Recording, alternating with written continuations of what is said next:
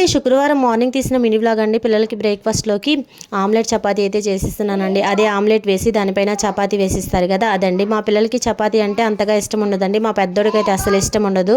ఇలా కనుక చేసి ఇచ్చానంటే చాలా ఇష్టంగా తింటారండి. మీ ఇంట్లో మీ పిల్లలు కూడా చపాతీ ఇష్టంగా తినకపోతే ఇలా చేసి ఇవ్వండి, ఒకసారి బాగా తింటారు. ఇంకా నేనైతే శుక్రవారం కదక్క ఏంటి నాన్ వెజ్ వండుకుంటారా మీరు అని ఎవరికైనా డౌట్ రావచ్చు. లేదండి శుక్రవారం నేనైతే పూజ చేసుకోలేదు.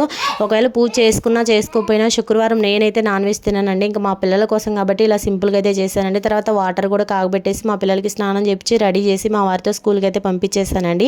తర్వాత మధ్యాహ్నం లంచ్లోకి రైస్ చేద్దామని బియ్యం అయితే నానబెట్టుకుంటున్నానండి. ఎప్పుడైనా అన్నం వండుకునే ముందు ఒక అరగంట ముందు లేదా 10 నిమిషాల ముందు బియ్యం నానబెట్టుకుని వండుకుంటే చాలా మంచిదండి. తర్వాత కూరకైతే బెండకాయ కూర చేస్తున్నానండి. వాటర్ వేయకుండా నూనెలోనే బాగా దగ్గరగా మగ్గించుకొని వండుకుంటారండి కూర. బెండకాయ కూర అంటే ఎంతమందికి ఇష్టమో కమెంట్ చేయండి. చాలా బాగుంటుంది. వీడియో నచ్చితే ప్లీజ్ లైక్ చేసి ఛానల్ని సబ్స్క్రైబ్ చేయండి. బాయ్.